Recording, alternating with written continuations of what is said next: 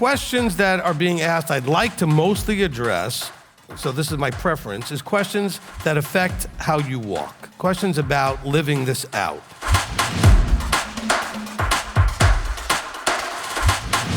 What he's always told me is, tell them that if they're doing what they're supposed to be doing, they'll be where they're supposed to be. But you need a teacher to teach you what it is you need to be doing.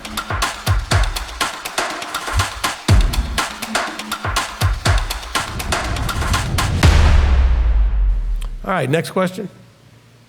Courtney Shover says that I'm not understanding how we focus on the things above and not earthly things while still pursuing our career, educational, or other goals. Aren't those things considered earthly? Okay. Look, I'll ask you a question. I'll ask all of you a question. What do you think you're going to be doing in the kingdom? Working. You don't know what it's going to be, but you're going to be working. Do you think you're just automatically going to have all the skill sets necessary when you get there? Or maybe they're going to be skill sets you developed in this life. And you develop them through education and career and jobs and things that you learn how to do. This job that I do right now utilizes almost all of every job I ever had before this job, skills I developed there, okay? I did some desktop publishing. I design a lot of the handouts, flyers, and things that we've ever used here. I've done all kinds of things with anything you can mention. I use those skills here, all right? All the things you're developing now will be used in the kingdom. So when you're saying, well, isn't that pursuing earthly things? You weren't put in heaven, you were put here. Here, you're put in a place where you need to educate. I'm not talking about publicly, you need to educate. I don't care how you do it, you need to educate. You need to learn, okay? All kinds of skills you need to develop, all kinds of things you need to understand to function in life, and then you need to go out and do things. And you have to learn how to provide, how to work, and how to do all these other things. Those are skill sets that you're practicing and developing for not now, but for the future. But they're useful now. Without them, you don't function now very well. If you can't function now very well without the skills that you need because you don't have enough skills, how do you think you're going to do in the kingdom? You're still thinking like a Christian that somehow it's just strumming a harp doing nothing. And you're going to get there and Abba's going to look at you like, well, there's not much I can give you to do. You haven't developed any skills. You sat around. Oh, but I spent all my time praying and reading the word. Well, good for you. I don't have any jobs for that. I'm not hiring anybody to just read the word and pray. Okay? I'm not saying don't pray and don't read, but some of you will use that as a rationalization, a rational lie to yourself as to why you're not working harder and doing more. Okay? This is where we make the mistake. So it's a great question, but the question comes from not understanding the point of this world. He's giving you a test to see if you can, under the parameters of this world, right? There's a whole lot of parameters to this world. You exist, you need shelter, you need food, you need relationships, right? These are things that you need to function in this world, the below. He wants to see, can you figure out how to do it? Because you can't figure out this, how are you going to figure out that? Because I don't think for 1 second that he's completely wasting everybody's time so that you spent your entire life on stuff you're not going to need. Think about it. Some of you just light bulbs are like, oh, I never really thought about that. This is not a waste of time. This is vital training for what's coming. Okay? And some of you are woefully unprepared. Mostly because you've been lazy and given into excuses and emotional meltdowns and everything else as reasons why you can't get out there and do something. And by the way, I'm not saying you have to be the elite top of everything. You just have to get out there and be useful. Okay? And some of you know that you're not a whole lot of usefulness in you at the moment. You're not out there producing anything that benefits anybody. That means you're being useful. You're not creating value to people. What did Yeshua do his whole time on the planet? He did nothing but create value. Okay? And he worked. He went around and he spoke and he taught and he trained, all his whole life. Okay, next question. And I'm not going to go back to this one. Okay, Nate Miller says, I am taking ice baths and stumbled upon the Wim Hof breathing. Is it okay for us to do breathing exercises or meditation? It seems very science-based, and I use this time to reflect on my walk. Christianity rears its ugly head again, making you paranoid about something that actually is beneficial. Because Christianity's idea is if it didn't come from us, it's of the devil. Okay? So don't try anything new that didn't come from us because it's of the devil. Don't use oils and don't use, healthy things like that. Don't try natural remedies. Don't try to breathe. Stop breathing. Don't meditate. Wait a minute. Scripture actually tells you to meditate. All right, so we're not going to take one of the Buddhist bowls and go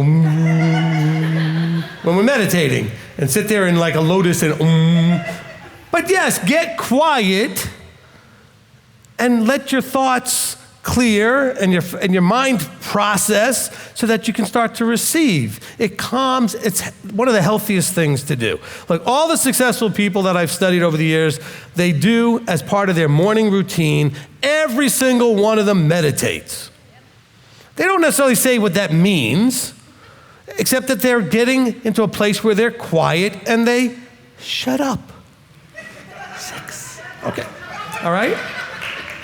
So they get quiet and they just stop all the noise, and so that's what we're so busy and overwhelmed with stimuli. We're overstimulated. So we don't know what to do to unplug. And then we have these, and now we're even more stimulated than we ever were. All the time. There's nonstop noise and busyness, and you see people sitting together, and they're sitting on their phones. At the table. I look at a restaurant and people are sitting across from each other and they're both like this.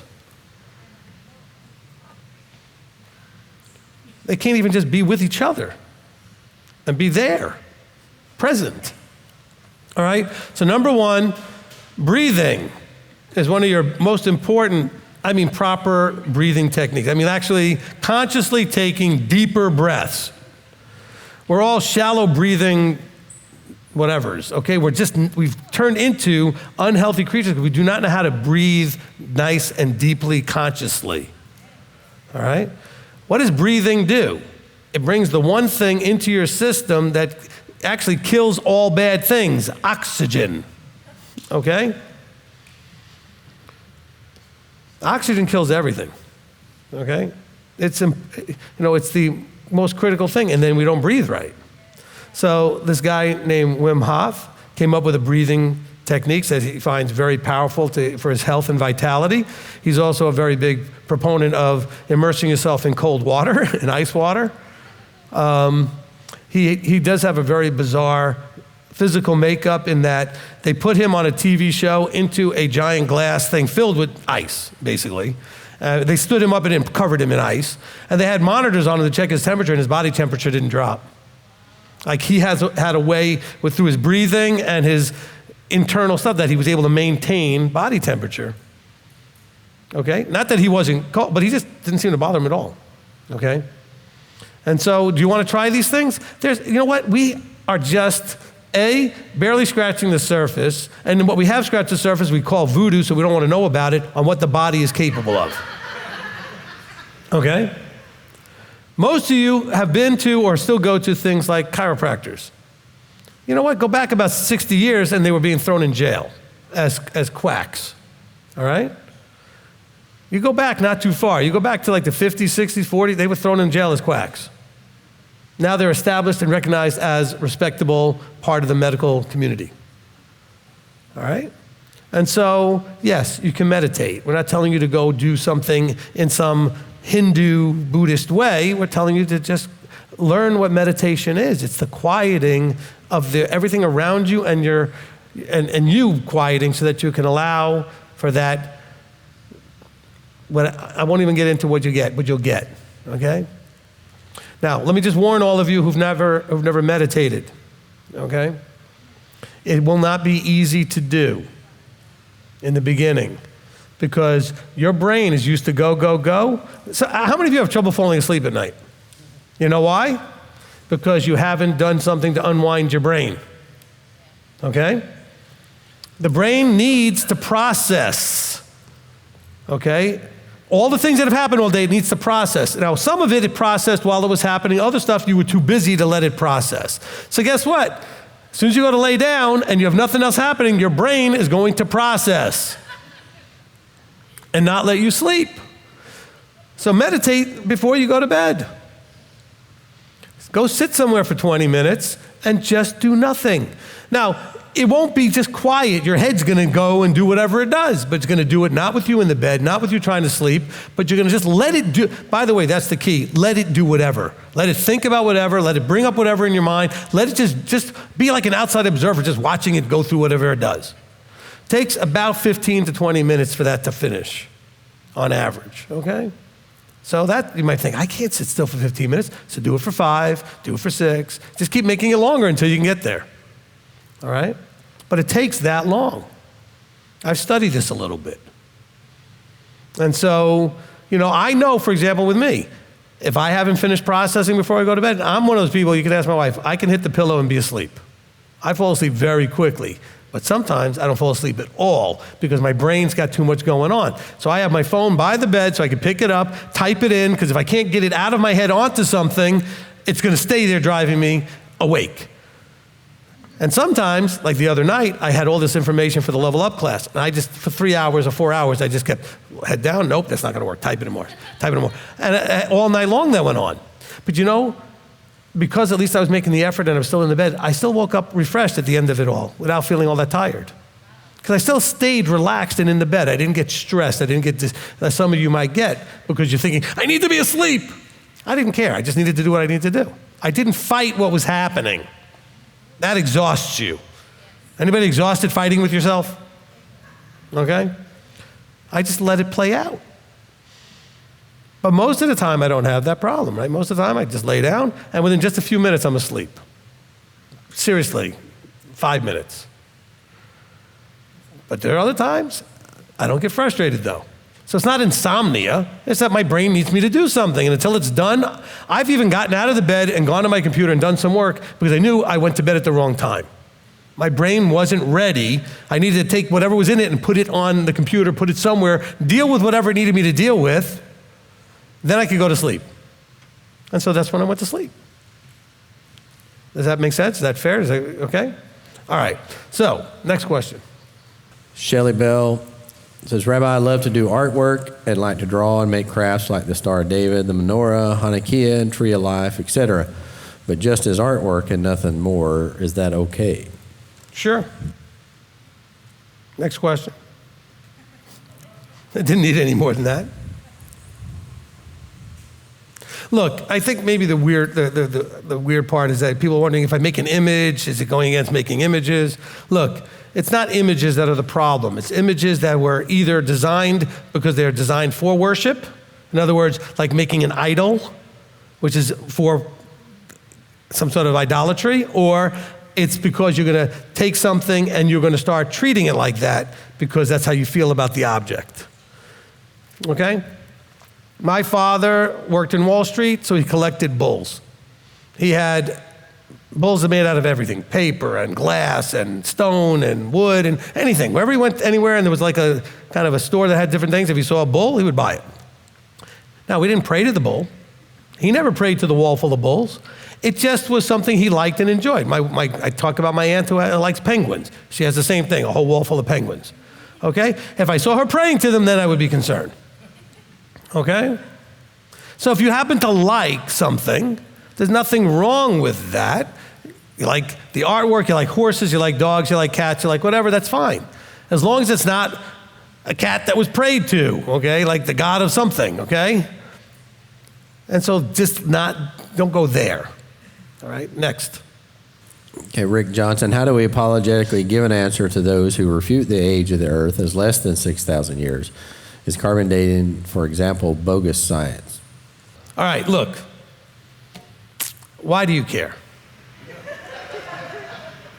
See, I think that's really the problem.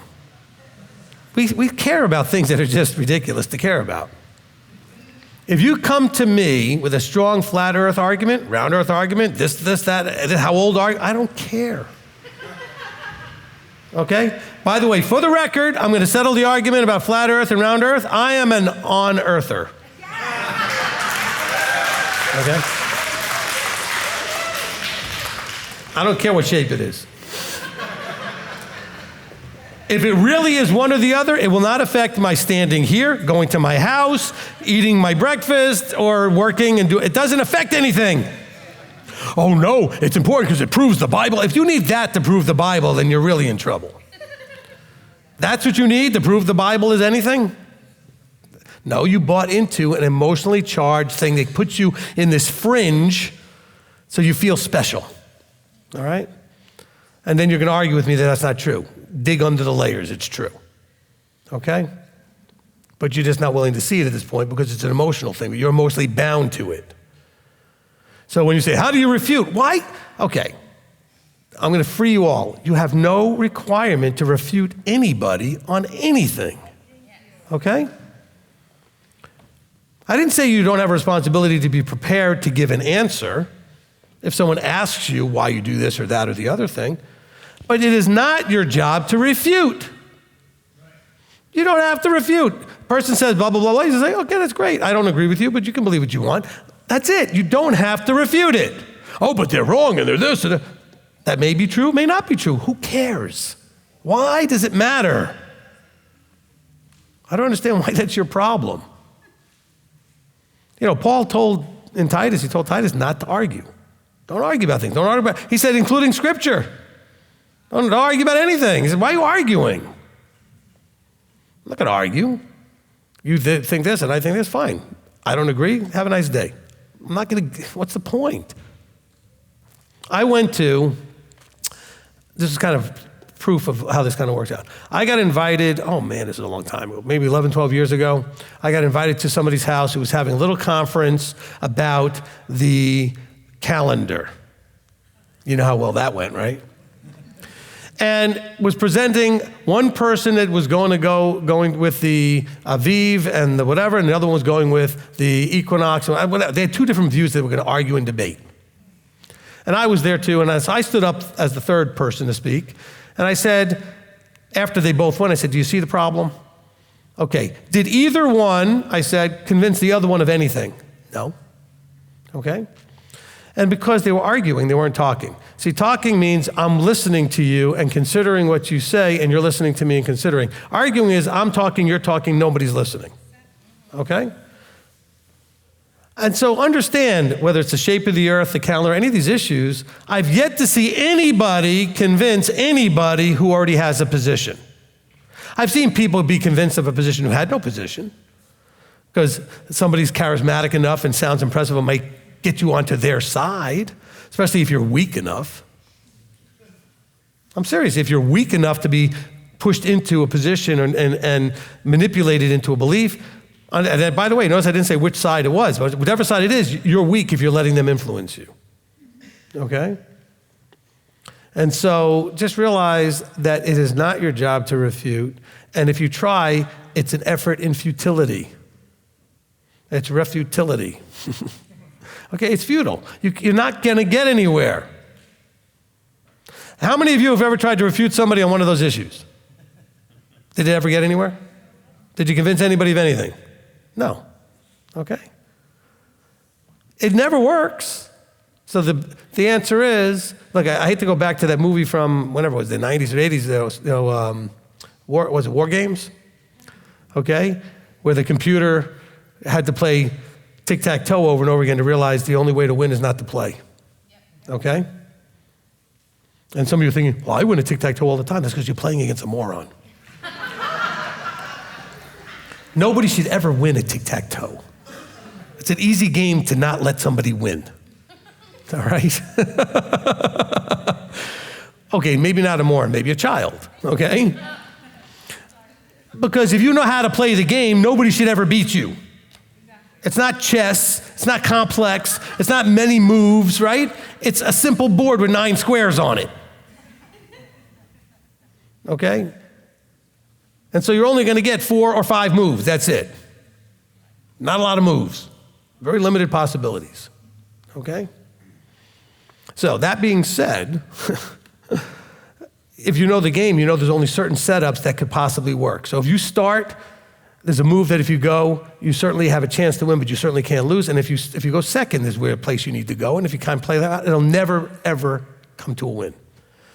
But the same thing with arguing. You have to learn over time and realize the evidence is there that you cannot win. Nobody wins arguments. You might win a discussion. You might even win a debate. Debate's much more formal. You are not going to win an argument. Okay? Arguments cannot be won because by definition, the other person is not listening and neither are you. They're only listening for cues as to what to say next.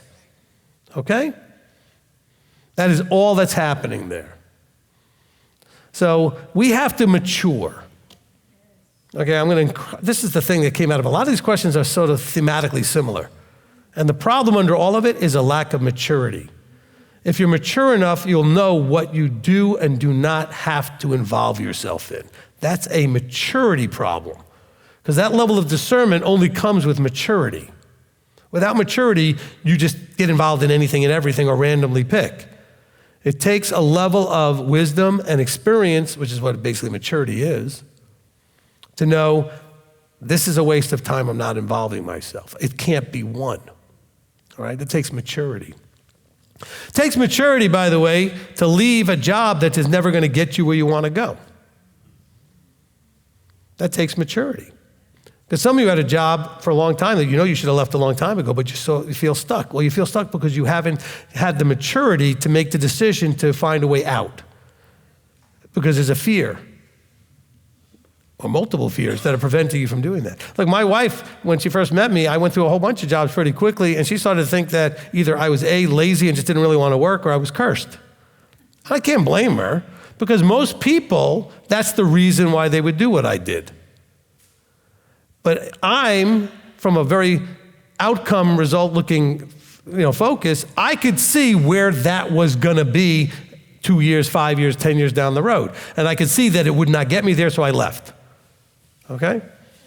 I wasn't going to spend more time than necessary in a place that was never going to take me where I wanted to go. If you're in a bus or a car or whatever headed north and you want to be west, eventually you got to get out of that car and go west. But at some point you realize the car is going in the wrong direction.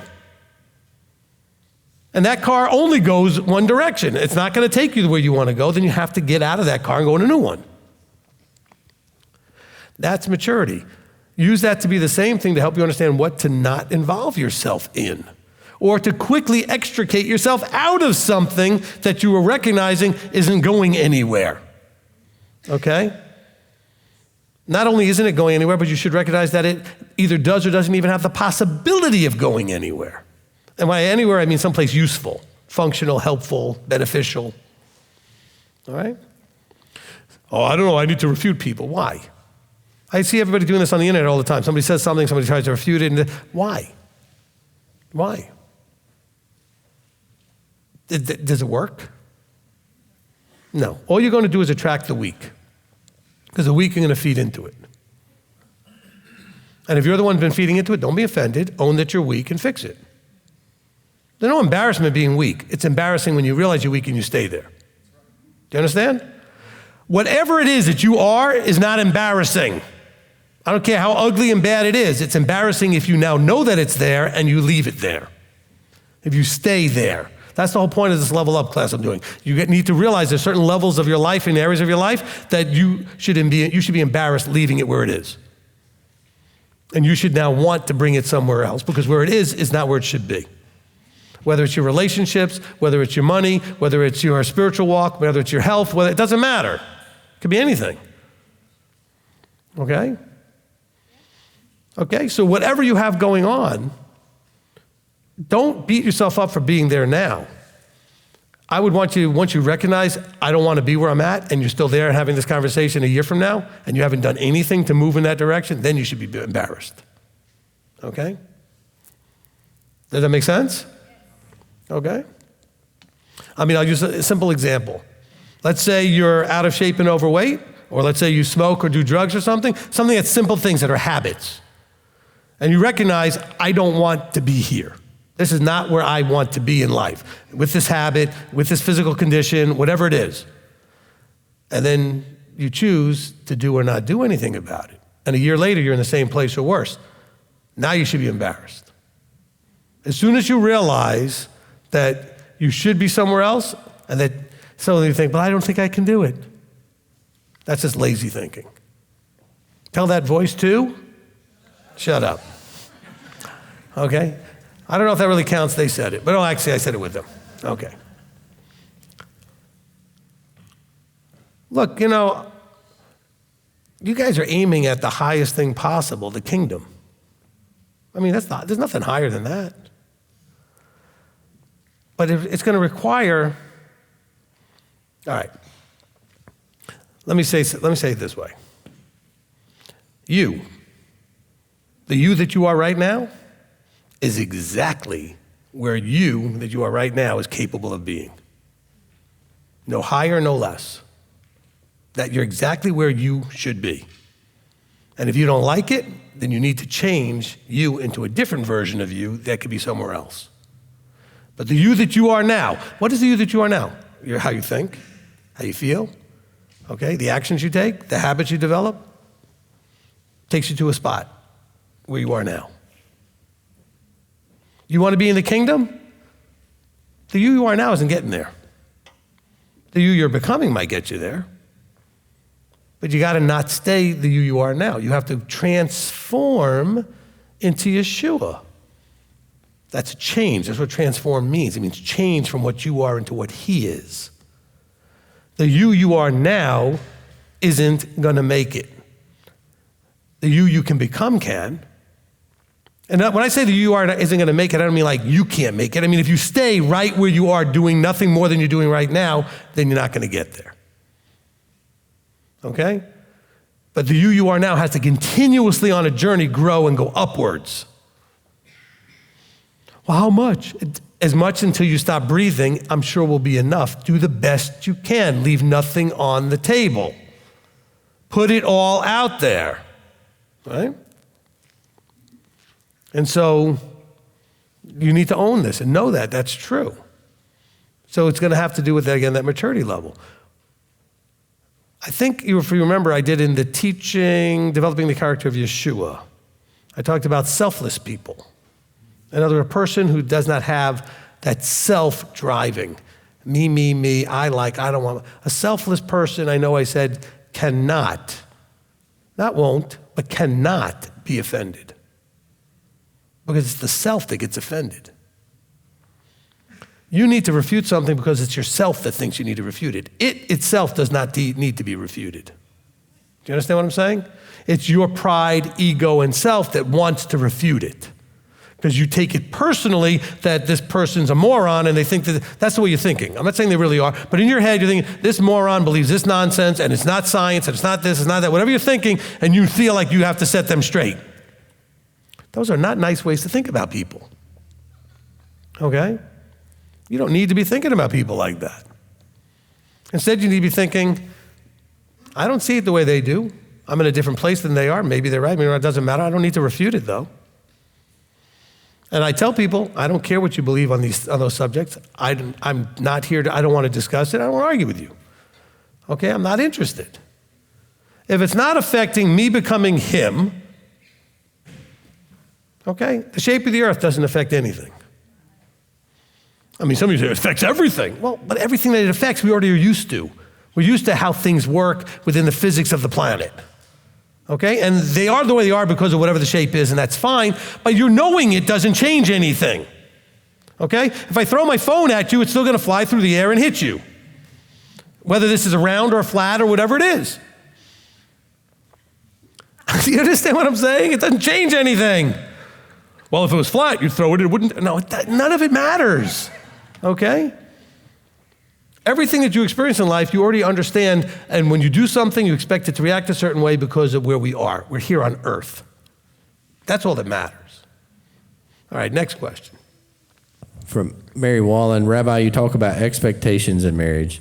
There are many aspects to a husband/wife relationship. Which areas do you recommend starting with for a couple married 36 years? I don't know why you're laughing. It's a good question. Look, it doesn't matter how many years you were married. The problem's the same problem, okay? Over 36 years, though, the problem is simply exacerbated by time, so the tolerance levels go down. But the problem's still the same problem. And you want to know what the problem is? The problem is that you and your spouse are not compatible by nature. You're only compatible by adjustment. In other words, you weren't born compatible. And you didn't just pick each other because you're naturally compatible in all areas without conflict. And so the answer is something I tell everybody in the marriage counseling. This is a simple concept. Very, very challenging, apparently, for people to apply. All right? Number one, you need to learn each other. Learn. What does learn mean? Pay attention and learn the typical behavioral patterns and responses, likes and dislikes, preferences and everything of your spouse. You should not be surprised when you do A and they blow up at you. You should already know that doing A will make them blow up. You should, okay? Because they've already done that for 36 years. Problem is, you don't learn them, so you act surprised. You should never act surprised, unless it's something that's never happened before, and if you've been married 36 years, there isn't any of that stuff, okay? If you've been married 5 years, there isn't any of that stuff. You have seen it all, and you should know and not be surprised. So you should know. Problem is, you don't take the information. It's like revelation, right? If something's revealed to you, if you don't embrace it and then act upon it, there was no point. It was just information. So you have information about your spouse, but you haven't embraced it because you're sitting there going, oh, but they shouldn't be that way. But they are. But they shouldn't act like that. But they do. They shouldn't talk to me that way. But they do. And so you want to live in a delusional world of what you think they should be instead of what they are. Stop acting that way. That's why you're mostly in this misery, because you're frustrated that what you want is never going to happen. Because you want them to be the way you want them to be. And they are what they are. So then the next step is the key. You learn and adjust. You adjust. If you all of a sudden lost the use of a limb, let's say it's a primary limb, like you're righty and it was your right hand, or a lefty to your left hand, you would have to adjust to use the other one. Okay? Because you'd have to adjust to a less than desirable situation. All right, you married somebody and you realize that there's something that you really didn't desire them to be. Well, either stay married and adjust to it or get divorced, I guess. I don't know what fighting and just having misery is stupid. Okay, that's nonsense. Just stop doing that. But adjust to each other. You know, we fight over things and we want things a certain way that really don't matter. They only matter to you. Like in reality, they really don't matter. Okay? Let me say something to all you parents. Your child's room being messy really doesn't matter. Not to you. No, it matters to them, children. Because if you can't take care of your room, what are you going to do to take care of the rest of your life? Okay, so it does matter to them, but that's their problem, not yours. But see, you take it personally. Especially, you take it personally the fact that you try to get them to do and they won't do it. Now you're offended. Too much self.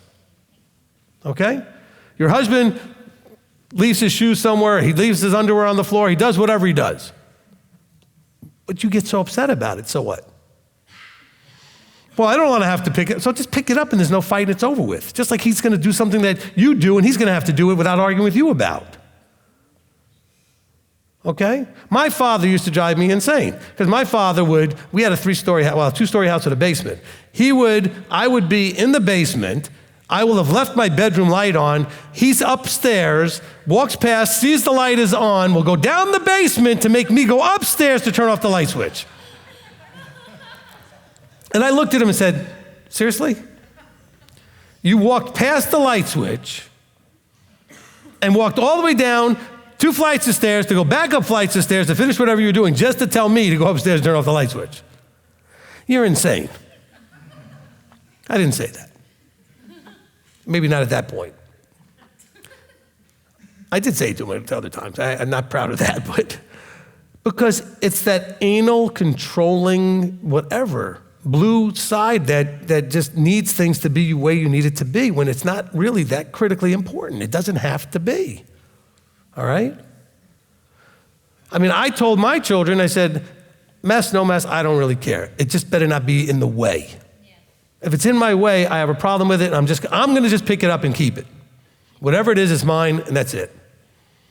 I said, so I don't care what you do, just don't block a staircase, block a walk, block the hallway, block anything I need to walk through. Okay? Cover a table where I need to find, don't block anything, because now it's a functional problem. Okay? And so I'm just using that as sort of an example. So when you're dealing with a husband and wife, well, I don't like the way he talks to me, or I don't like the way she talks to me. Okay. Why don't you like it? Well, because it makes you feel a certain way. Okay, so let's dig under all of that and realize, okay, why does she talk to you that way? Because she's frustrated. So why don't you give her kind words back the other way and calm the situation down? By the way, I'm speaking to myself. All right? There's all kinds of ways that we can adjust. We just are terrible at adjusting. Because you know why? Why do you think we're terrible at adjusting? Because, why? Pride? No. No, it's because you don't think you should have to. Okay? So it's not pride. It's you believe you shouldn't have to do it. I shouldn't have to clean up after you. I shouldn't have to do that. That's what's underneath all that. You could just as easily just pick it up and do whatever and not make an issue of it. Nobody gets mad, nobody fights, and there's no big deal. All right? It is what it is. But it's not easy to do. I spent 20-something years of my marriage fighting over my little room and my space because I don't clean it the way she would want it to be clean, but it's my space. I say, leave it alone. But that's hard because she'll walk by it. I said, well, then don't open the door. It's my room. It's my space. Not our bedroom. I mean, my personal, that's it, my space. Which isn't really that bad. I'm not dirty. It's cluttered with a lot of boxes I've never went through. When we moved, it's just cluttered. Okay? But the thing is, it's hard to allow that something really is not yours. That's part of the adjusting. That's really part of the adjusting. And Mary, I know you and Greg have been married for a while, but the thing is, you didn't counsel with me before you got married. You got married before I even knew you guys. The thing is, I also would have encouraged you to set your expectations before you got married. In other words, as a wife, Mary, what did you expect him to do as a husband? As a wife, what should he expect from you? And then Greg would have done the same thing. What can you expect from me as a husband? And what can I expect from you as a wife? And then see how much of that doesn't match. Because some of it won't. And then those are your things to adjust and negotiate and figure out. All right? Because if I had known my wife was going to feel a certain way about my room, I would have said as part of the negotiation, but you have full authority over the other 8 rooms or whatever, 5. No, I'm saying that, just leave me this one. And that would sound like hopefully a reasonable trade-off, right? Okay? But you have to figure those things out and adjust. So that's my very simple concept. It's hard to apply, but it's a simple concept. Learn, pay attention. Stop acting surprised when the same thing happens over and over again. Look, if the same thing happens over and over again, it's because the same thing triggered the same thing happening over and over again. And so adjust to that. Accept it as reality. Well, I don't want to accept it. He shouldn't be that way. She shouldn't do that. Stop that. Okay? Nobody wants to spend their whole life trying to be somebody they're not, just to impress you. Okay?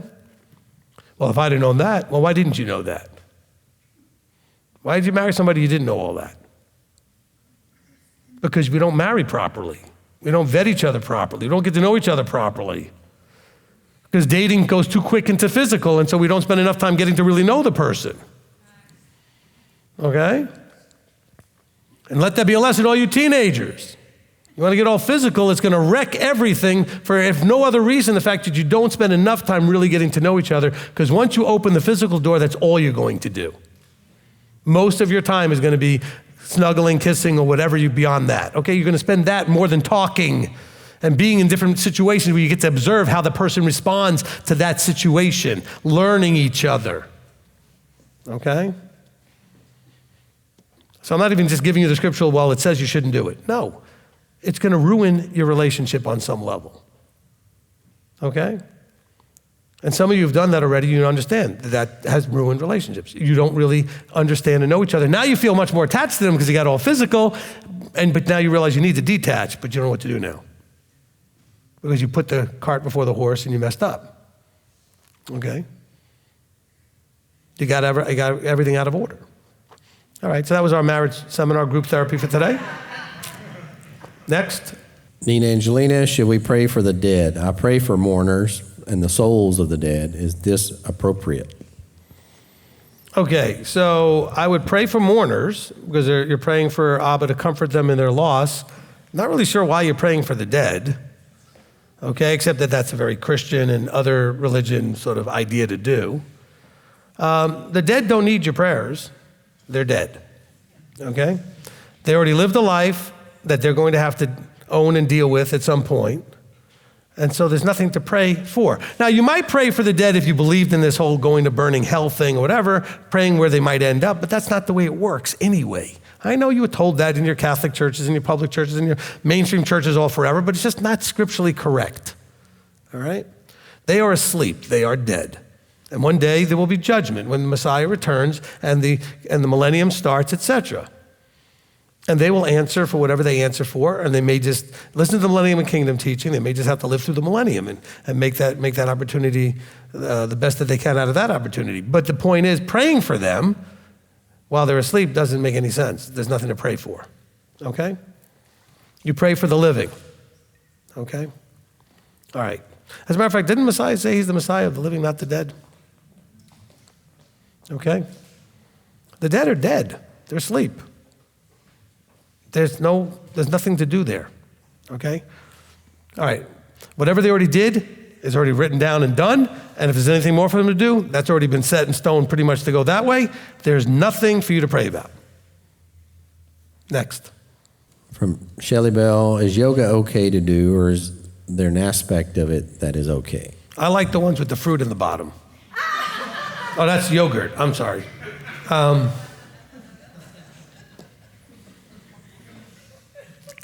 We got so serious with the question about the dead, I had to do something. All right, look, yoga, I'm a big fan of stretching. I think, and some of the yoga is very, I guess, well studied in terms of understanding things that really do bring flexibility and is really good as far as getting all the fluids of the body to flow better and everything. So it's good for the body. What you don't want to do is get into it from a philosophical, religious point of view, okay? So if doing some things that yoga teaches that in terms of just getting in shape and stretching and getting your body to be more loose and things to flow better, I suppose that should be fine. Look, just because there are those that do certain things in a religious way, but a lot of people don't, doesn't mean that all things then are done in a religious way, okay? I mean, there are people that teach yoga simply as stretching, okay? And if that's all they're teaching and there's no philosophical other part being brought into it, that's fine, all right? Other people can have a meltdown now that I said that on there. Go, oh, no, blah, blah, blah. Fine, then don't do it. All of you who are getting upset, you need to know something absolutely, real clearly. I don't care. Okay? I really don't. I don't care what you do with it, if you don't do with it, if you like what I said, if you don't like what I said. I just don't care. Okay, so just so we're clear on that one. Because I know you're getting all upset. That's fine, don't get upset. Why are you getting upset? This is a perfect example of the maturity problem. If you completely disagree with me, why would you get upset though? I mean, so what? So you don't do it. If I said you could do something you don't think you should, so don't do it. What's the matter that I said it? Well, because then other people might listen to you and do it. Well, that's their problem, not yours, isn't it? So, all right. Anyway, next question. We got through a few of them pretty quick here. Judy B., mixing seeds and waiting 4 years on fruit trees. Does this pertain to us and our personal gardens at home? Okay, those are two actually similar but not same questions. Okay, so the mixing seeds thing is a little complicated because it's really not clear from Scripture what exactly that's limiting. Because there are clearly different types of plants that work very synergistically when growing together. Okay, so it's actually advantageous to plant certain plants in the same garden near each other. So I wouldn't know what what problems we would have today. Mixing seed might have been even back then a GMO type of problem. We have no idea what technology and things that they were doing back then, alchemically and other stuff that they were mixing. So I have no idea. From the other side of it, as far as waiting for the, which is the Shemitah cycle, where you would not glean the fruit from the tree and harvest the fruit until a certain point, should we practice that today? I know people that have done that, and it actually works very well in terms of the amount of glean that you get from the fruit after you do it in that sort of process. And so you can certainly try that. All right. Is it required? No. It's required for in the land, as a nation, etc. All right. Next. Ashley Williams, how should I approach my son who came to live with me in terms of my walk? I raised him Christian, but now I'm Torah pursuing. I don't want to be a Torah terrorist. Do I wait until he asks anything? All right, for future reference, anybody talking about their child, it should really help if you tell me if they're an adult or if they're younger, how old they are. I mean, I don't need to know if they're 47, just say they're an adult. But if they're, if they're 8, it's different than if they're 16, okay? So it would help to answer the question. Now, this is generally a simple enough question to answer. Your children are not exceptions to the Philippians 2:12 and the no one comes to the Father unless they're joined in the bubble popping. They have to walk out their own salvation. You are not responsible for that. You're responsible for your walk and the example you set, but you're not responsible for making them walk. As a matter of fact, I know a lot of you have tried. It doesn't work. I know a lot of you are frustrated, and now you all think you're terrible parents because it didn't work. It doesn't have anything to do with that, okay? Your child, okay, if your child comes out of the womb and gets this right from the beginning and just follows in, that's a purple unicorn, okay? Okay, that's not your usual child, all right? It's unusual. Now, see, you may be a purple unicorn, so you think your children would be the same thing because you always kind of had that bubble pop thing from the beginning, okay? My wife has that. And so she looks at other people's kids and her own kids thinking, but I don't understand. I was that way from the beginning. I said, but you're a purple unicorn. Okay? You're this, unusual thing. How many of you had your bubble popped before 18? Okay? Okay, 200 people in the room, 4 or 5 hands went up. Okay, that's not a lot of people. All right? Most of you had it as adults. When life got to a place where you realized something was wrong or something was missing and you started to look and seek. Okay? Not many people get their bubble popped at the younger age. All right? So as a parent, especially if you raised your child one way and now you're going a different way, just be ready to answer questions as the child asks, why you're doing this now and you're not doing that you used to do and you're doing things differently. And encourage them to participate. If they're young, you don't give them a choice. It's your house and they participate, they do what you do. When they start getting a teen in their number, you gotta really be careful how you play that, because you don't want to create a backlash where they end up being so adversarial with you that they're just going to, out of adversarialness, not do what, just to be an adversary. Because they're trying to find their own independence as teenagers. This will just be another part of that, okay? And so, like with my teenagers, they know there's things they can't do in the house. There's things they can't do, especially on Shabbat. There's certain things that are done to respect the things that I'm doing. Now, I don't make them do, okay? Once they got to, when my son got to 18, I said, look, you come to services, you don't come to services. That's your choice now. You're 18. I said, I'll tell you what I prefer and why I prefer, whatever. I gave him that, but it's his choice. Okay, my daughter's going to be 18 next week. It'll be her choice. Of course, she's such a big part of this, I don't think there's any doubt what her choice will be. All right? But she's a purple unicorn. All right? So just so you understand, it's hard for us to deal with that whole frustration and the heart part with our children of wanting them to be where we are when we feel like we finally figured it out. Well, you thought you had to figure it out before, and that's what you sold them back then, and they bought it. Now you're trying to sell them something new, and they're not ready to buy it. The hardest thing when a family comes from church to this are the teenagers and up. The younger ones are simple.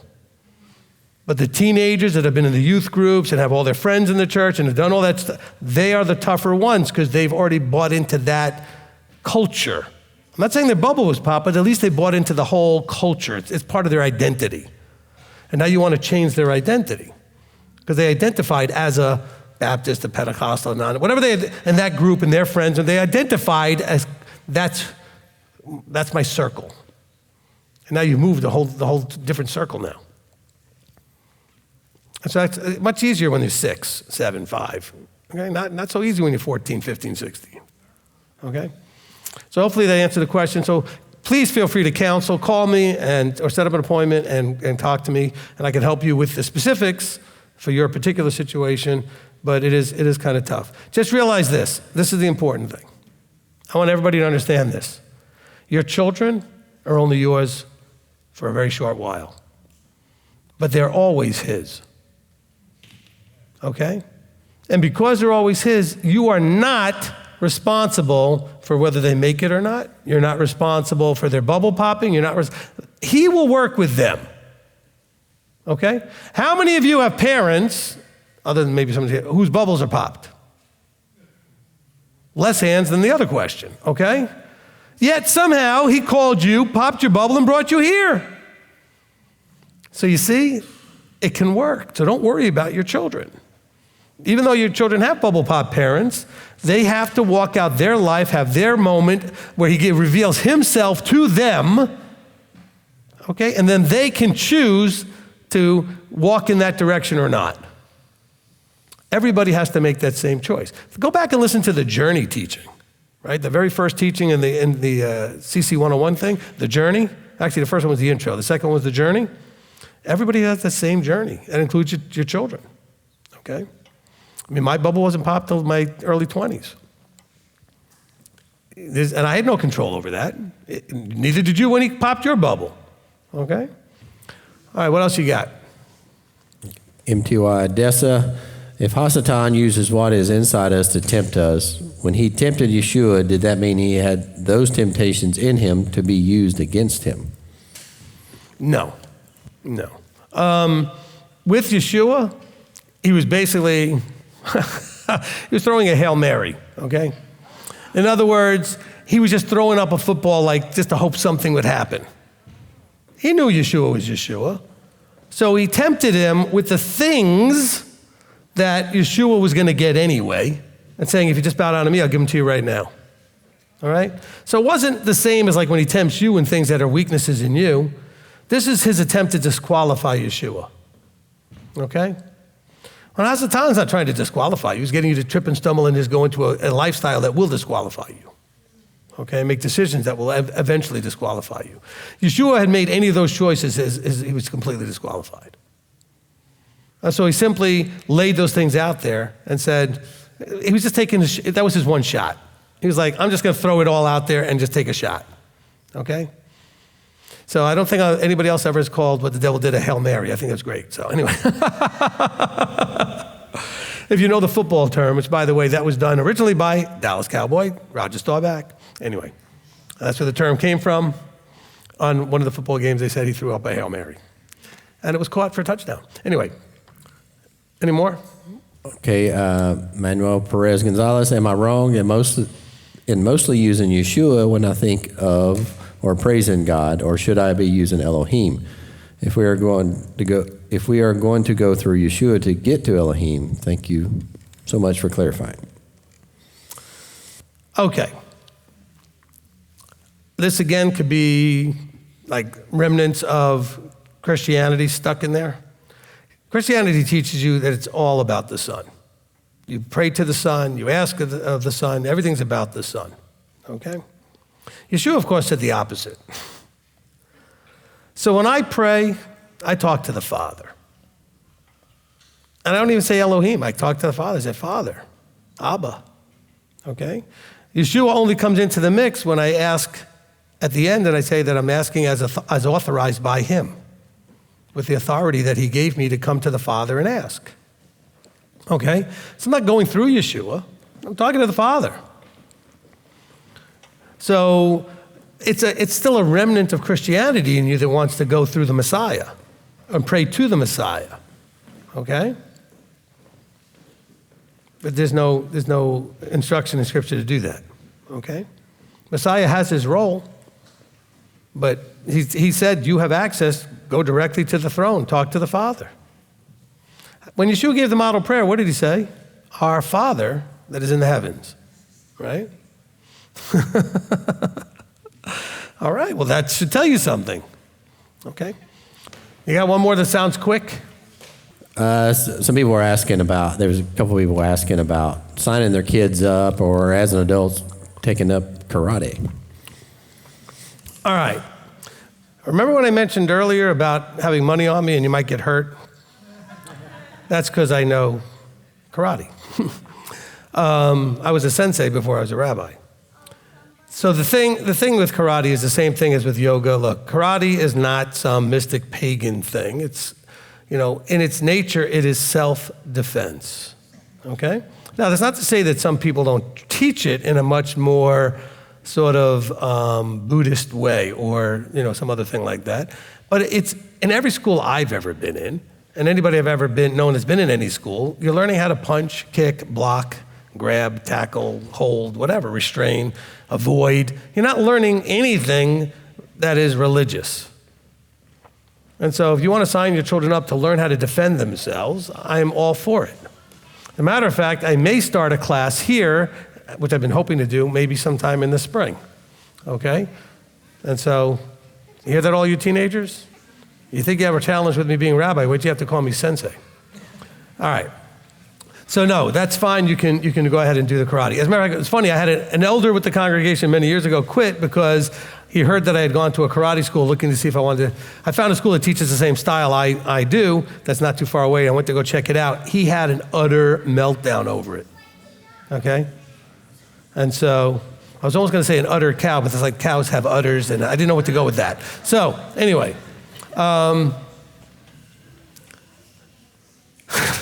the connections that this brain makes is just scary. Okay, so everybody's here now. We got Katane. Everybody's good? All right, excellent. Zone 1.